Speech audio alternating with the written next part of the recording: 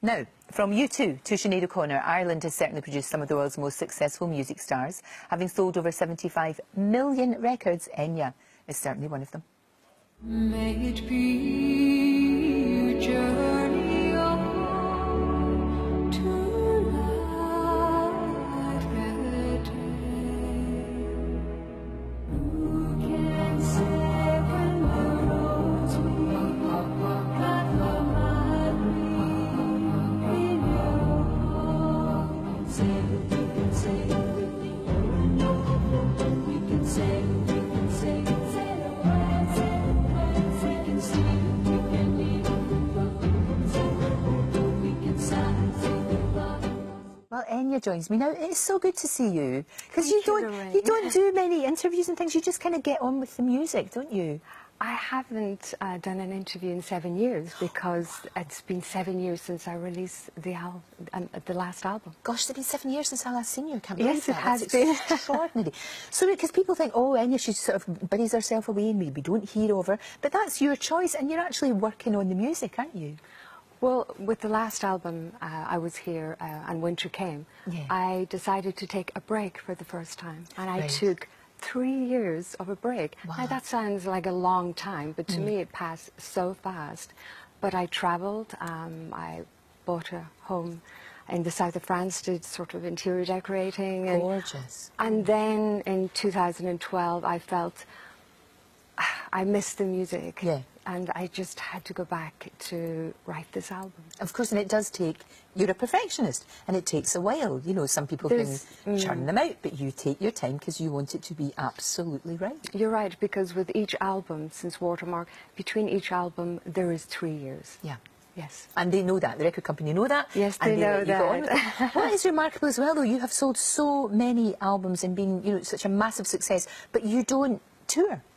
I have never toured. I know, but was it nothing? Did they never try to pressurise you into touring?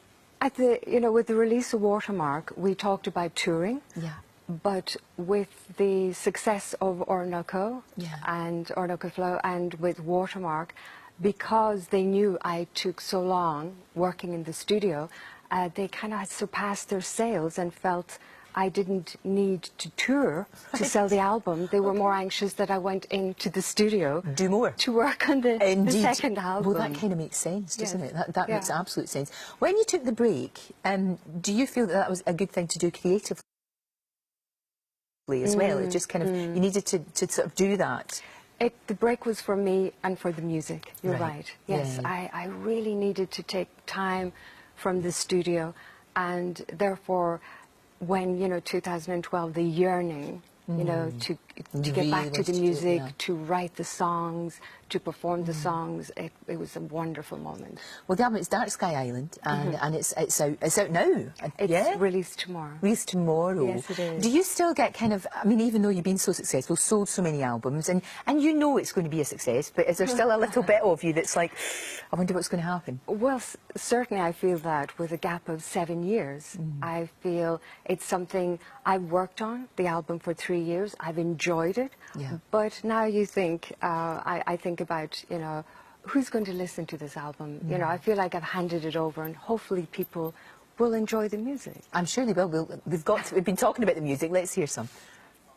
Echoes in rain, drifting in waves, long journey home, never too late. Black as a crow, night comes again, everything flows, here comes another new day. Hallelujah, hallelujah, hallelujah,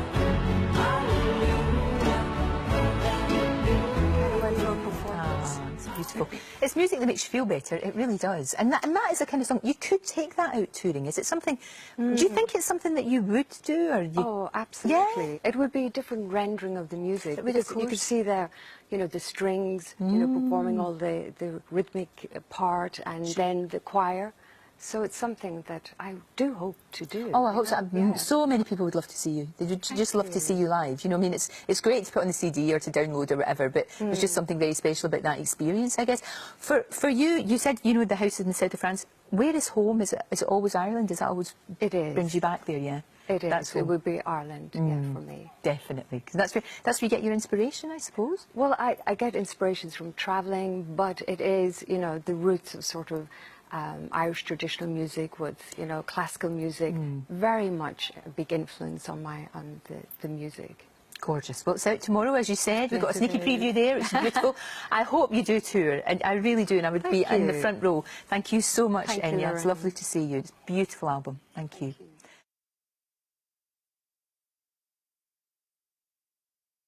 Almost 20 years ago, the BBC made a TV documentary series called The Celts and commissioned a young Gaelic-speaking singer from Donegal in the west of Ireland to write a score. The instrumental soundtrack and songs sung in Gaelic were a big hit and gave Enya, the singer, the courage to start making her own records. In 1988, she released Watermark, which included the worldwide hit Orinoco Flow, and has since gone on to sell a total of 75 million albums, with the possible exception of Adele. She's thought to be one of the wealthiest singer-songwriters, female singer-songwriters, I should say, on this side of the Atlantic. Enya's very distinct synthesised choral sound is the product of a creative triumvirate that includes the sound engineer and producer Nicky Ryan and his lyricist wife Roma Ryan. The three of them have been working together since the early 80s. Their latest album is Dark Sky Island, and Enya explained about the inspiration behind it. Well, for me, coming from the northwest of Ireland, a very remote area called Gweedore, it didn't have a lot of light pollution. In the darkness of the sky above. In childhood, I remember beautiful starry nights, and in fact, I remember seeing Northern Lights. So when Roma started to tell me about the poetry she was writing specifically on Sark Island, and they were designated the first island as a dark sky area, and Because they've taken particular trouble yes, not to they have light to pollution. to protect it, and it's been described to me as it is not a sky that we could recognise. It's quite unrecognisable and incredibly bright. They actually don't need lights because I heard it's like daylight. There are so many stars. Twilight comes to close the day and let the night break free. The entire album is very recognisably Enya. It is this specific sound, ethereal, hypnotic, multi-layers of your voice singing in different languages. Are you conscious of maintaining an Enya sound? I think the Enya sound is very much me because it's my voice. My lead vocal is always going to be Enya, and the use of my voice as an instrument is what we will always have on an album. I was as intrigued about using my voice as an instrument as Nicky was intrigued on sort of recording it. He's a great fan of Phil Spector and the Beach Boys, so harmony, the wall of sound. So he wanted to create this sort of wall of sound with a voice. It was, and still is, a fascination because each song is different. It's a different tempo, it's a different key. You sing it real time, so many times. Each time is different. So in that case, I get very, very involved in it. The first single, Echoes in the Rain, is very reminiscent of your breakthrough hit single, Orinoco Flow. Were you aware of that when you were writing it? Very much so, to the extent of using the pizzicato sound that we use in Orinoco, and it is in Echoes in Rain. Taking the stars so far away, everything flows. Here comes another new day. But as Orinoco is this outward sort of journey, to all these wonderful sort of cities, whether it's physical or imaginary, Echoes in Rain is the return. And it's the excitement of coming home. That's where the refrain Alleluia comes from, because each part of the journey, you're coming closer and your expectations are there.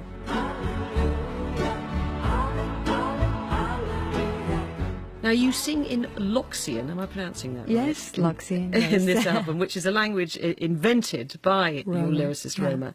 Why invent a language? What was the musical purpose of it? It goes back to working on Lord of the Rings. When I was asked to write 2 songs, Roma thought it would be so lovely to incorporate Tolkien's fictional language in the lyric, and it worked perfectly. And when it came to the next album, Amarantine, there was one song in particular, and The River Sings. We had the lyric, we were near completion on the arrangement, but the language was somewhat a problem. I sung it in English, it didn't work. Latin, Gaelic, we tried so many languages and it didn't work. And Roma then suggested, I will write a fictional language. With sort of particular vowel sounds that would work better. Yes, I was actually singing very soft vowel sounds, and she felt that this would be the beginning of the fictional language, and it worked.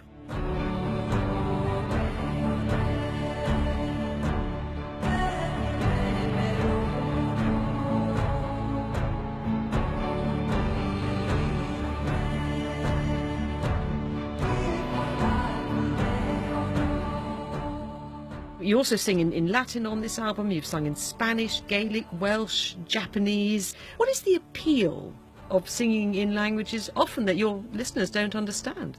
I think it's to do with, firstly, my first language being Gaelic. And when I worked on the Celts and when I wrote my first solo album, I sung a lot in Gaelic. And a lot of people enjoyed the song, even though they didn't know what I was singing.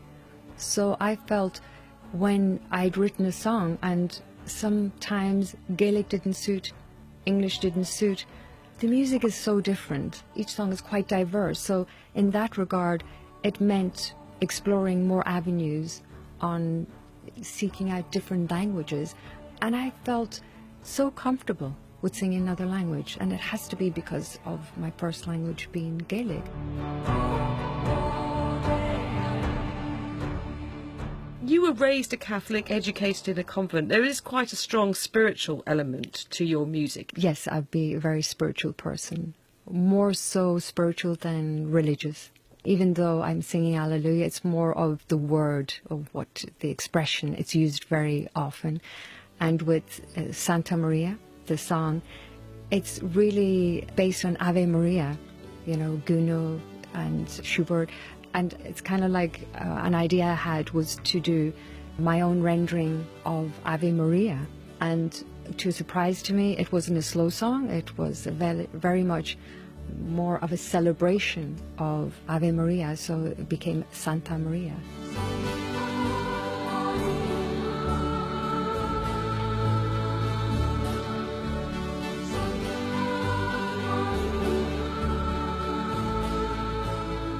Now, you've been incredibly successful, you've sold millions of albums around the globe, and yet you never perform live concerts. Why is that? When I was approached to work on a solo album, I kind of had an idea that time was very important to us. So in the contract, it said that I had 3 years between each album. So with the success of Watermark, they felt, because I'd done a very long promotional trip for a year and a half, that the priority would be for me to go into the studio to work on the next album. And it's kind of continued in that way, that in a way the music sold by itself. But would you do it now? Absolutely. I've always spoken to Nicky about what would the rendering for a live performance, what would it sound like? And he's got a really great idea where he feels it would be really great to, say, start with doing a live performance in a studio with the orchestra and the choir and taking the hits of all the albums and actually hear what this rendering will sound like, then talk about touring. Presumably there's the connection with the audience. That must be quite rewarding, isn't it? Yes, it would be. That would be incredible for me.